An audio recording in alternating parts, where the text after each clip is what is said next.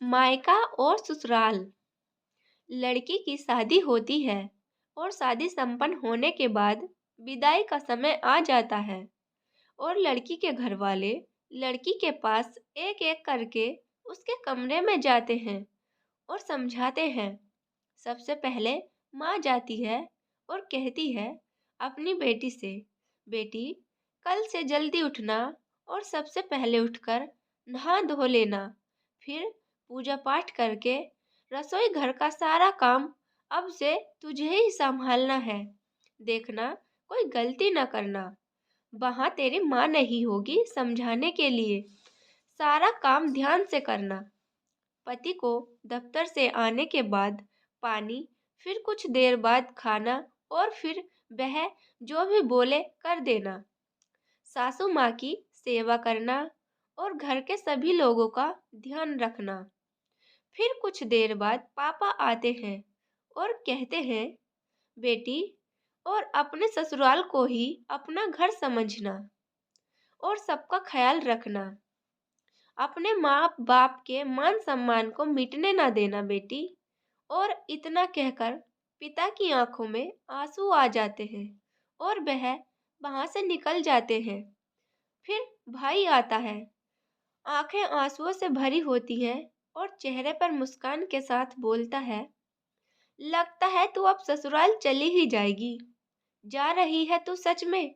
जा रही है ससुराल? चलो अब तुमसे छुटकारा मिल जाएगा। अब तेरा सारा हिस्सा मेरा हो जाएगा और अब कोई बात बात पर टोका टाकी भी नहीं करेगा और ना ही कोई माँ से मेरी शिकायत करेगा। चलो बढ़िया है, आज से तू परेशान नहीं करेगी हमको। इतने में लड़की की आंखों में भी आंसू आ जाते हैं और बोलती है, भाग जा पागल, नहीं तो मार खाएगा। फिर भाई बोलता है, अच्छा, मेरी तरह ससुराल में किसी को पीटने ना लगना, वहां तेरी कोई मार नहीं खाएगा। जैसे हमें बोल देती है, कुछ भी वहां मत बोलना, कोई बुरा मान सकता है। और फिर दोनों रोते हुए एक दूसरे के गले लग लेते हैं और साथ में दोनों के मुंह से निकलता है, तेरी बहुत याद आएगी, अपना ख्याल रखना। और भाई आंसू पूछते हुए बाहर निकल जाता है और इसी तरह परिवार के सभी लोग आकर समझाते हैं। अब से जाने के बाद विदा होने का समय आ जाता है और लड़की सोचती है, एक तो अपना घर छोड़कर मैं जा रही हूँ, ऊपर से इतना कुछ घर वालों ने बता दिया। इसके पहले तो कभी कुछ ऐसा नहीं करना पड़ा, कैसे इतना कुछ संभाल पाऊंगी? यही सोचती रहती है। तमाम तरह के मन में ख्याल आते हैं और फिर विदाई करके घर वाले लड़की को विदा कर देते हैं। यहाँ तो माँ बाप को इतनी फिक्र होती है, इतना कुछ कैसे संभालेगी मेरी बेटी, हमेशा से कुछ खुले ख्यालातों वाली मेरी बेटी अब किसी की पत्नी और किसी की बहू और किसी की जेठानी, किसी की भाभी बन गई है। देखो क्या होता है अब ससुराल में जाकर। लड़की अलार्म लगाती है और दूसरे दिन सुबह उठकर जैसे ही उसकी माँ ने बताया होता है वैसे ही करती है और फिर सबके लिए खाना बनाती है और कहते हैं, ससुराल में पहली रसोई बहू कुछ मीठा बनाकर शुरू करती है। तो उसने सबके लिए खीर बनाई और खीर में चीनी कम रह गई, बाकी खीर बहुत अच्छी बनी थी। अब बनाने के बाद फिर से सबके लिए निकालती है और सब तो खा लेते हैं, कुछ नहीं बोलते। फिर सास जाकर, बेटा और पति बैठा होता है तो जाकर बोल लगती है, लग रहा है घर वालों ने कुछ सिखाया नहीं, चीनी देखो कैसे डाली थी, लग रहा था कि खीर नहीं चावल खा रहे हों। और सबसे आखिर में बहू को खाने का रिवाज होता है। पहले तो चखकर देख भी नहीं सकती, अब वह खाकर देखती है तो सोचती है, चीनी तो कितनी कम डली है। देखो, मैं सोच रही थी कोई गड़बड़ ना हो जाए, और हो गई। लेकिन कितने अच्छे हैं सभी लोग, हमसे कुछ कहा भी नहीं।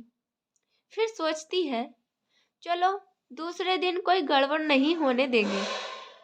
लड़की के माँ बाप का फोन आता है और पूछते हैं, बेटी सब अच्छे से कर लिया, कोई गड़बड़ तो नहीं की? और वह बोलती है, इतना सोचे थे फिर भी खीर में चीनी बहुत कम रह गई थी। लेकिन आप लोग परेशान ना हो, कल से कोई गड़बड़ नहीं होगी। यहाँ के लोग बहुत अच्छे हैं, किसी ने कुछ भी नहीं बोला। और फिर रात में पति आता है रूम में और बोलता है, कैसी खीर बनाई थी? मम्मी क्या सोच रही होंगी, कितनी फीकी थी, कल से ध्यान देकर बनाना। इसी तरह लड़की घर के सभी काम सीख जाती है। कल सारा दिन मस्ती करने वाली लड़की अब एक पत्नी और बहू और भाभी बन जाती है। कुछ दिनों बाद उसके घर वाले आते हैं और उसको देखते हैं, इतना ज्यादा अंतर पहले और अब में।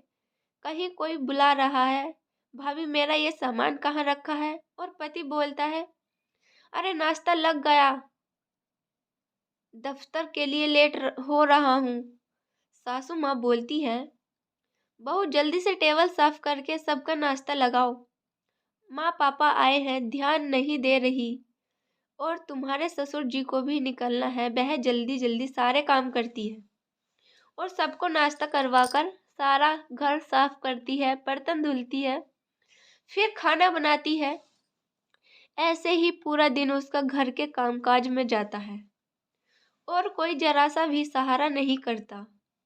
यह सब देख माँ बाप के आंखों में आंसू आ जाते हैं।